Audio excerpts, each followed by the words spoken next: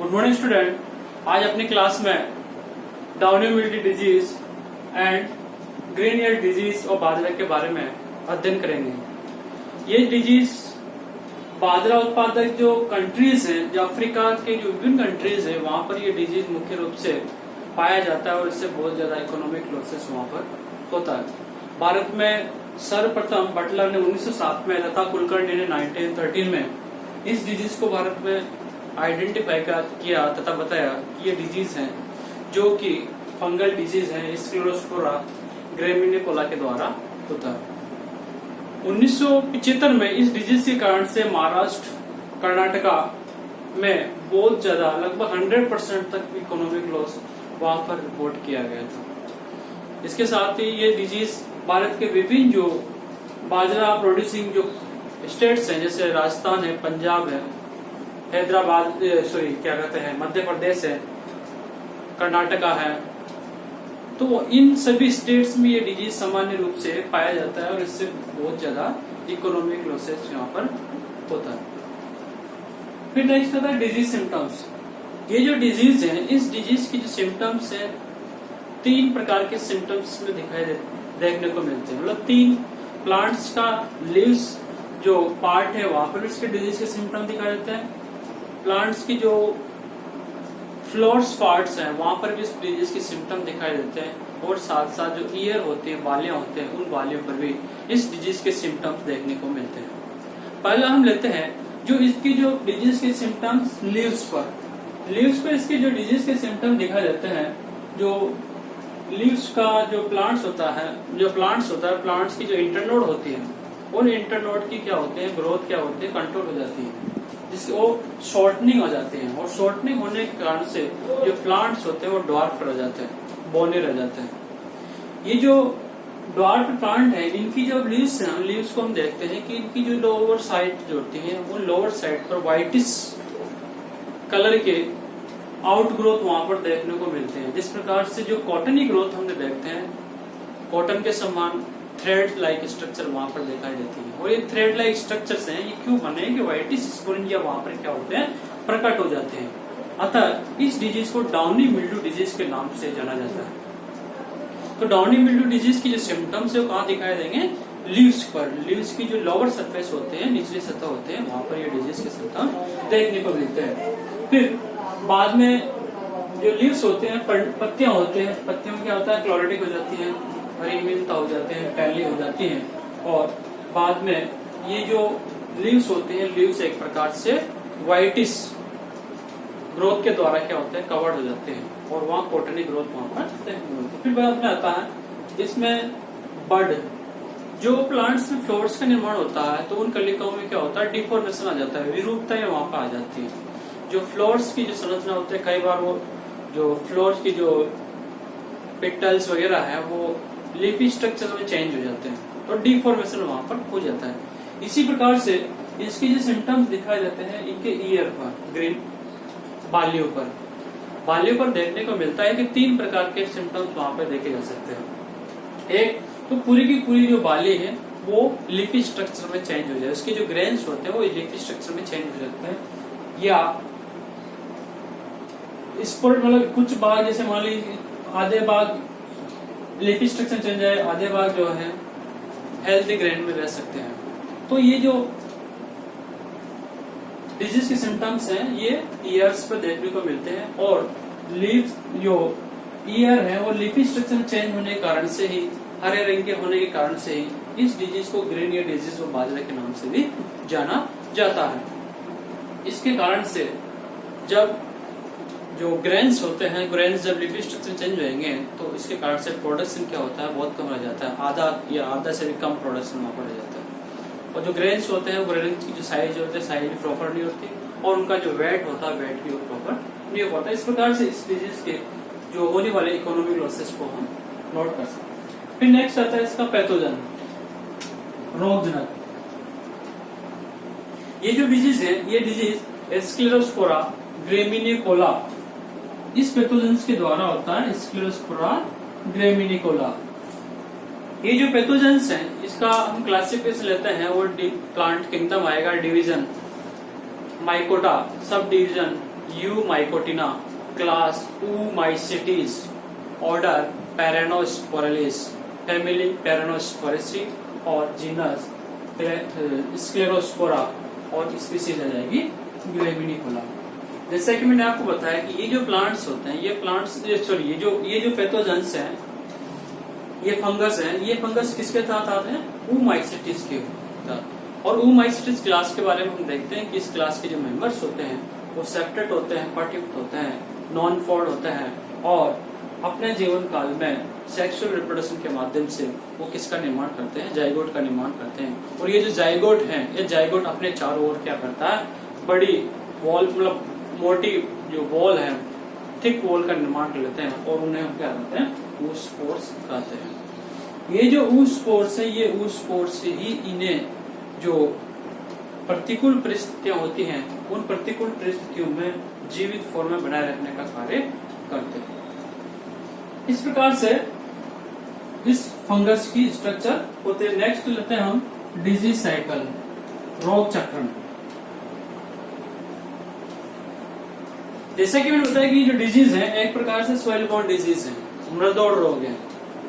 और सॉइल में मिलने वाले जो प्लांट डेब्रिज है, पादप के अवशेष या जो सॉइल्स है, सॉइल्स में जो oospores है, ये oospores ही क्या करेंगे?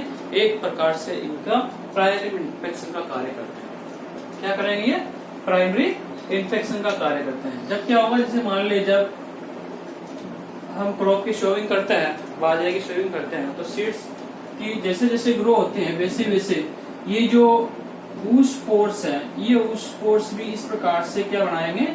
अपने चारों क्या बनाते हैं? जर्म ट्यूब का निर्माण कर लेते हैं। क्या बनाएंगे? Germ tube. तो सोइल में पड़े हुए जो oospores हैं, ये oospores क्या होते हैं? जर्मिनेटिंग होते हैं और जर्मिनेशन कर करके जर्म ट्यूब का निर्माण करते हैं। और ये जो जर्म ट्यूब है, ये जो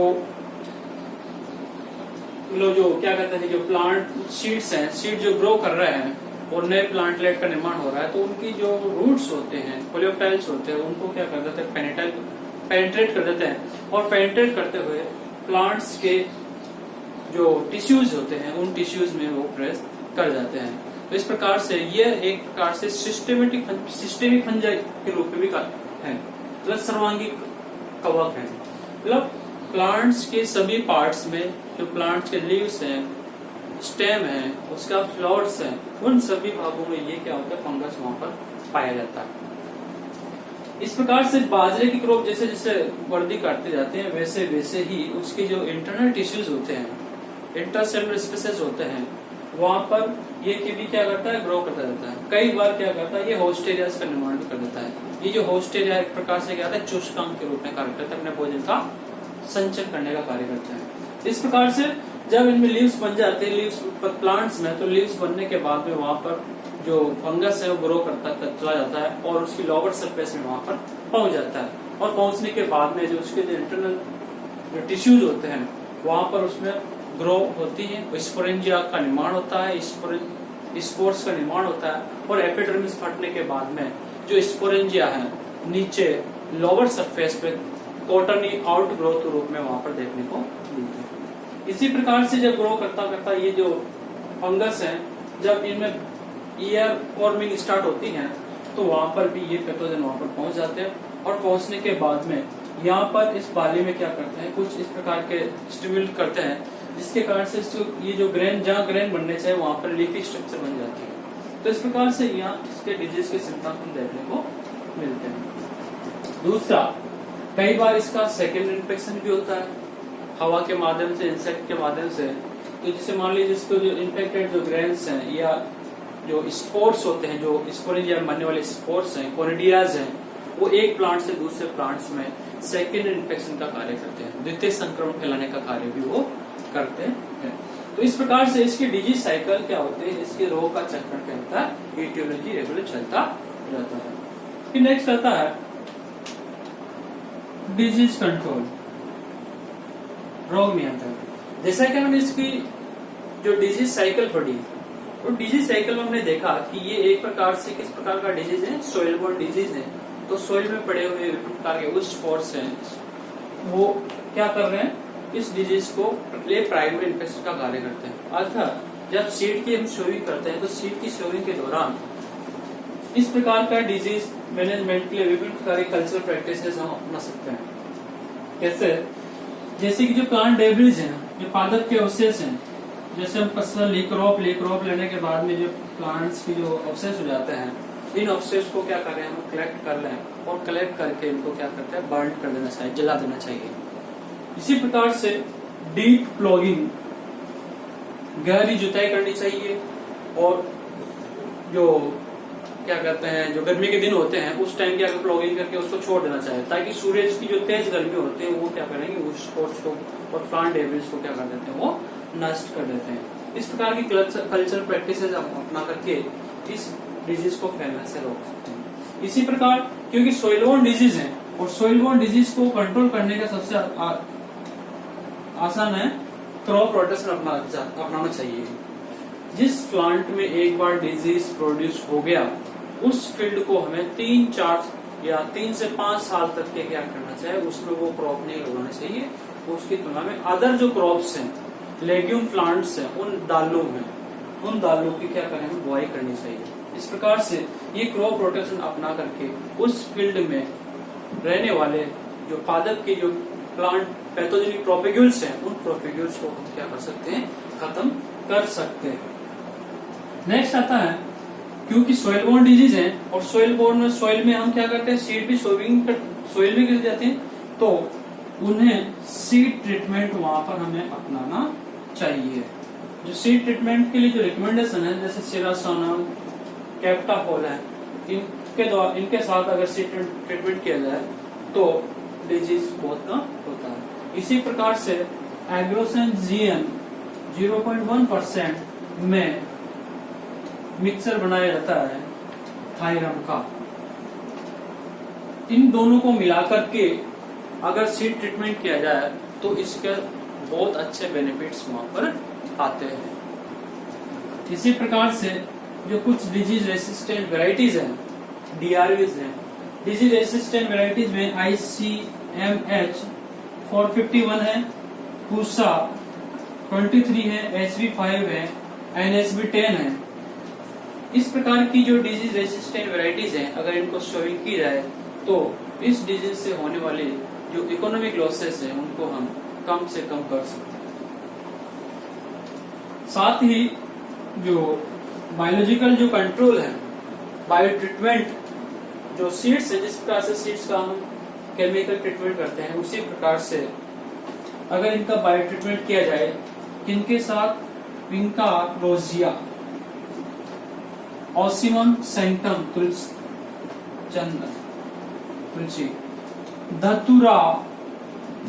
धतुरा स्ट्रेमोनियम और आजेड डायरेक्टा इंडिका, ये जो नीम है, तुलसी है, धतुरा है, विंशिया, इनके साथ इनका जो एक्सट्रैक्ट होता है उसके साथ अगर ये जो सीड्स होते हैं, कौन बाजरे की जो सीड्स है जिनका हम शोविंग के लिए यूज कर रहे हैं, इनके साथ मिला करके ट्रीटमेंट करके अगर इनको शोविंग की जाए तो इस डिजीज से होने वाले जो इकोनॉमिक लॉसेस है उन इकोनॉमिक लॉसेस को हम कम से कम कर सकते हैं। तो इस प्रकार से जो ग्रीन ईयर डिजीज बाजरा और डाउनी मिल्ड्यू डिजीज और बाजरा है, इन दोनों को डिजीज का हम अध्ययन करते हैं। Thank you.